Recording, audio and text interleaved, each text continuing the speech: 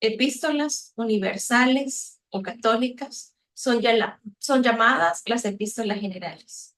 Bienvenidos al estudio de la materia Epístolas Generales, en la cual estaremos estudiando 7 cartas y para ello vamos a iniciar con la introducción a la primera carta que estudiaremos en este día.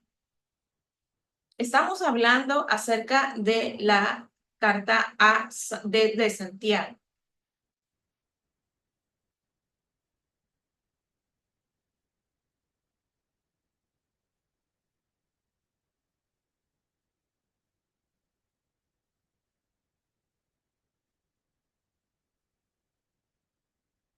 Epístolas generales, también llamadas universales o católicas, y estas son las epístolas de Santiago, primera y segunda de Pedro, primera, segunda y tercera de Juan. Nosotros podemos determinar que el contenido o la cantidad de escritos por escritor son Santiago escribió y Judas escribieron una carta, Pedro dos y Juan escribió tres. La fecha, 4 de las 7 epístolas fueron escritas antes de la caída de Jerusalén en el año 70. Antes de esa fecha fueron escritas las tres de Juan, fueron escritas posteriormente a esa fecha. ¿Cómo nosotros podemos interpretarlas a esas epístolas generales? Podemos decir que son cartas dirigidas a los cristianos en general o también a grupos de iglesias. Pero también esta es la diferencia de las epístolas pastorales. Las epístolas pastorales fueron dirigidas a pastores de congregaciones específicas. Las epístolas generales son dirigidas a los cristianos en general o a un grupo de iglesias. Es obra de los apóstoles en general, son cartas reconocidas universalmente y generalmente son escritos aceptados. Se le aplicó este término a comienzos del siglo III. Si nosotros quisiéramos hacer una comparación o un análisis de estas epístolas generales, podemos decir que comparadas estas 7 cartas entre sí, podemos decir que Santiago es una carta netamente ética, moral. Las de Pedro son experimentales, lo que yo vivo a diario, cómo puedo aplicar ese cristianismo. Las de Juan son expositivas y las de Judas son exhortativas. Dejando a un lado las de Judas, comparándolas de esos 3 autores que ya mencioné, Santiago, Pedro y Juan, con las del apóstol Pablo, podemos establecer algunas diferencias entre estas cartas. Como por ejemplo, el apóstol Pablo nos habla acerca de la fe, que nosotros podemos vivir por fe. Que también lo dice en la carta de los romanos, que si confesamos con nuestra boca que Jesús es el Señor y creyeres en tu corazón que Dios le levantó de los muertos, serás salvo. Pero venimos a Santiago y nos dice que la fe sin obras es muerta. Tiene que ir acompañada de algo más, de un accionar, de obras. Pero vemos a Pedro y Pedro nos enseña que nosotros tenemos una esperanza bienaventurada, que vemos, nosotros no somos de los que retroceden, sino de los que tienen fe para preservación del alma. Es decir, hay una esperanza, hay algo en nosotros expectante de lo que el Señor un día va a hacer cuando venga por su iglesia. Pero si nos vamos a Juan, vamos a darnos cuenta que el apóstol Juan es un apóstol que nos habla acerca del amor de Dios. Mira cuál amor nos ha dado el Padre para que seamos llamados, para que usted y yo seamos llamados hijos de Dios. Por eso es que no nos conoce mucha gente, porque tampoco lo conocieron a Él, porque no actuamos conforme al mundo, sino que actuamos conforme a ese corazón renovado que el Señor ha hecho en nuestras vidas. Pero también, por otra parte, vemos que esa fe también es doctrinal, es un tema doctrinal del apóstol Pablo, y de hecho, cuando él enviaba mensajes a través de cartas, era para contrarrestar esos errores doctrinales que se estaban dando en las congregaciones. Pero si nos vamos a Santiago, vemos que él es muy práctico.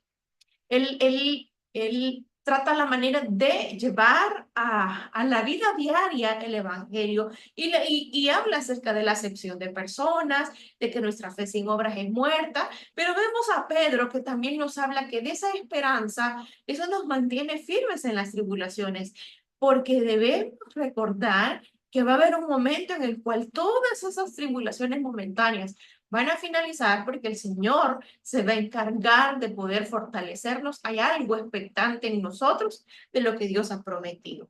Y de Juan nos habla acerca de la experiencia cristiana.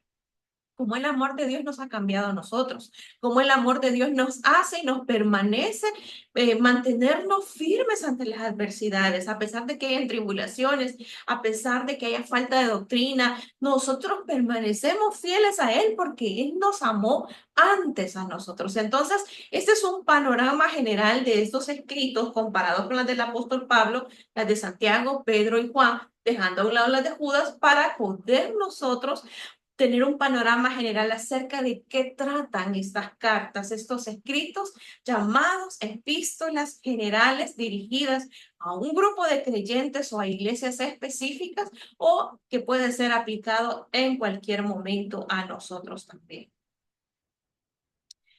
¿Cuáles son esos posibles candidatos de las epístolas, específicamente de la primera carta?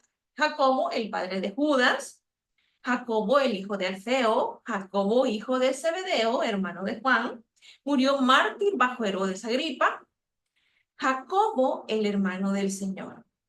Los nombres Santiago en griego y Jacobo en hebreo son idénticos. Entonces, cuando hablamos de Santiago, estamos hablando de Jacobo. El más probable candidato es Santiago o Jacobo, el hermano mayor del Señor Jesús. Durante ese ministerio terrenal del Señor, él, al igual que usted y yo, en un tiempo no fuimos creyentes, fuimos incrédulos, pero hubo un momento en el cual el Señor nos llamó, nos confrontó, y nos tiene en lugares de honra, nos ha llamado hijos de Dios. Y lo mismo sucedió con este apóstol. Durante su ministerio terrenal fue un incrédulo. El Cristo resucitado se le apareció, le quitó todas las dudas y él se convirtió en un seguidor suyo. Así como usted y como yo nos hemos convertido en seguidores fieles del Señor.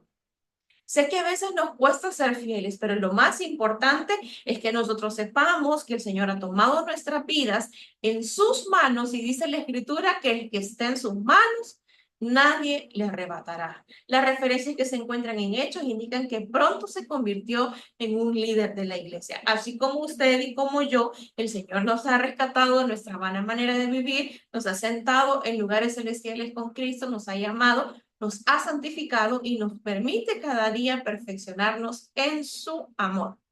Las evidencias externas. Eusebio, el historiador eclesiástico del siglo IV, cita a Hesipo, quien narra que Santiago, él tenía una costumbre y era arrodillarse en el templo orando, adorando a Dios, de tal manera que se le llegó a conocer como las rodillas de camello, que tenía unas rodillas tan duras como las de un camello a causa de su constante adoración. Imagínense qué bonito saber que en medio de su congregación donde usted es conocido por la persona que más ora, por la persona que más adora al Señor, por la persona que más busca. A lo mejor la gente no sabe, pero los señales, los prodigios, las respuestas a sus oraciones dan testimonio de que Dios ha escuchado el clamor, su búsqueda constante de la presencia de Dios es respuesta de todos los milagros que están aconteciendo en su vida.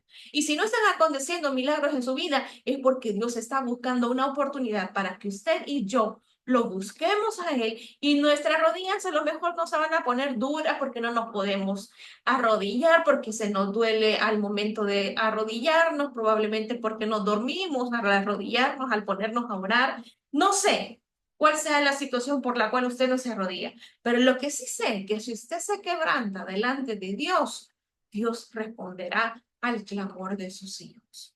Entonces, este líder de la iglesia, Santiago, se había granjeado el respeto tanto de los cristianos como de los judíos. Su muerte es descrita por el historiador judío Josefo, y después que el gobernador Festo muriera en el año 62, el emperador Nerón envió al vino a Judea como sucesor de Festo, pero antes que el vino llegase a Jerusalén un sumo sacerdote llamado Anano, que era joven e inexperto. Imagínense las características.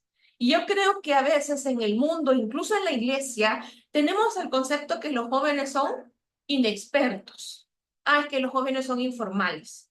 Yo no sé si usted ha experimentado en algún momento, le han dicho así, una expresión como esa. A mí sí me la han dicho. Obviamente ya no soy tan joven como antes, pero hay ocasiones en las cuales dijeron, no es que los jóvenes son irresponsables, no es que los jóvenes solo les gusta andar molestando y burlándose de los demás. Debemos usted y yo contrarrestar cualquier comentario negativo que se diga de nosotros. Hay gente que nos ve actuar, y si nos ve actuar sin integridad, van a juzgar y van a decir, no, ni para ser cristianos, así como la hermana Mary o la hermana Angélica, mejor no ser nada. Yo creo que nosotros, usted y yo, estamos llamados a poder dar testimonio de ese Dios maravilloso que nos ha rescatado de nuestra vana manera de vivir. Y que la gente no tenga ese concepto de nosotros, sino que digan, esta hermana que empezó estudiando teología, epístolas generales, este 17 de enero, que por cierto, felicidades a todos los papás, que el Señor les bendiga, y recuérdense que si usted tuvo ausencia de un padre terrenal, tenemos ese Padre que nos ama por sobre todas las cosas, nos ha llamado, nos ha santificado. Pero si no, nosotros debemos también acercarnos a las personas que tenemos cerca. Que las personas no digan de nosotros que somos inexpertos, que somos irresponsables, sino que iniciamos un llamado que el Señor hizo sobre nuestras vidas para poder estudiar teología, y que lo vamos a finalizar. Los sacerdotes que lo arrojaron desde el techo del templo, él sobrevivió la caída, pero comenzaron a apedrearlo hasta que un lavadero lo golpeó con un garrote hasta matarlo. Esto fue tal vez un final no muy agradable. La fecha de la carta. Muchos eruditos opinan que Santiago fue uno de los primeros escritos del Nuevo Testamento. Hay tres detalles que respaldan esta opinión. Primero, el lenguaje, la forma de hablar que se parecía a la de Cristo. Eso, los evangelios sinópticos es muy similar a la forma de hablar de Santiago. Segundo, Santiago describe una brecha económica, una diferencia entre estratos sociales, entre pobres y ricos. Cuando la revuelta judía contra Roma estalló en el 66, los ricos fueron los que más pérdida económica sufrieron, y así se acabó el conflicto entre el pobre y el rico. La organización de la iglesia que se refleja en esta carta es muy simple, por cuanto se mencionan solamente ancianos.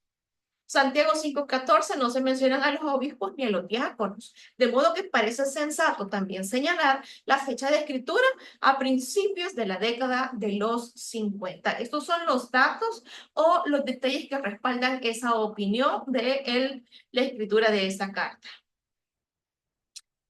Cuando hablamos de Santiago y nosotros queremos saber a quién va dirigido, si nosotros examinamos Santiago 1:1, vemos que dice, y Santiago dirige su carta a las 12 tribus que están en la dispersión, como comúnmente lo decimos, a la diáspora. Tanto el escritor como sus lectores tenían un trasfondo judío. El término que se traduce congregación en Santiago 2:2 es el término griego sinagoga. Vamos a deleitarnos en la lectura de Santiago durante este tiempo que vamos a examinarlo de una forma detallada. El estilo literario de Santiago. Ya hablamos también que esto es bien práctico. Esto es temas éticos. Santiago hace una contribución única en el Nuevo Testamento con su fuerte énfasis ético. Santiago no contiene ninguna discusión en detalle de algunas doctrinas importantes. Mire, aquí no hay que desgastarse con Santiago. Santiago ya las da por hecho, que usted ya la sabe, que los creyentes a quien iba dirigida esta carta ya lo dominaban. Ni menciona la encarnación, muerte o resurrección de Jesús, porque para él no representaba un problema, ya daba por hecho que usted y yo o las personas que leyeran esta carta lo manejaban, sino que esto lo daba por sentado. Muchos comparan a esta epístola con la literatura del Antiguo Testamento, la literatura sapiensal del Antiguo Testamento, como los Salmos y los Proverbios, es decir, tiene una aplicación práctica.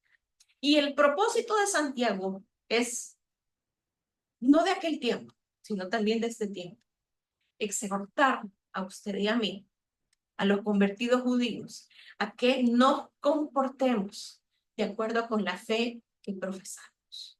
Comportarnos de acuerdo con la fe que profesamos a veces puede resultarnos difícil, pero el Señor nos ha dado un espíritu no de cobardía, sino de poder, de amor y de dominio propio. Y si nosotros decimos ser seguidores de Jesús, debemos actuar como el Señor actuaría, honrarlo a Él con todas nuestras formas de vida para que pueda Él glorificarse en nosotros. Él presenta el lado práctico y humano de la doctrina de la salvación.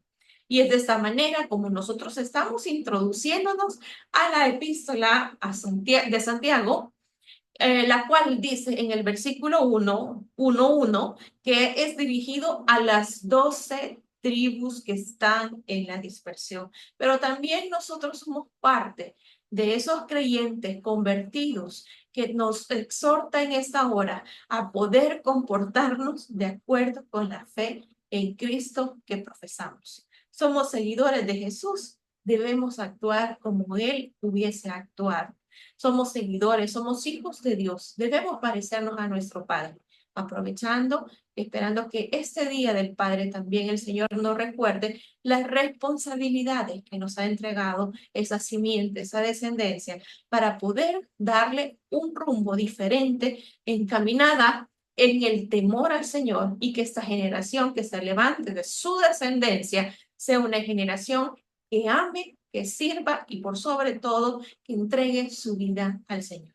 Gracias por haberme acompañado. Le espero la próxima semana para que nosotros podamos continuar nuestro estudio de la carta de Santiago a los que están en las tribus que están en dispersión. Que el Señor les bendiga y que el Señor les recompense todo el esfuerzo que ustedes hacen por poder estudiar esta materia. Dios les bendiga.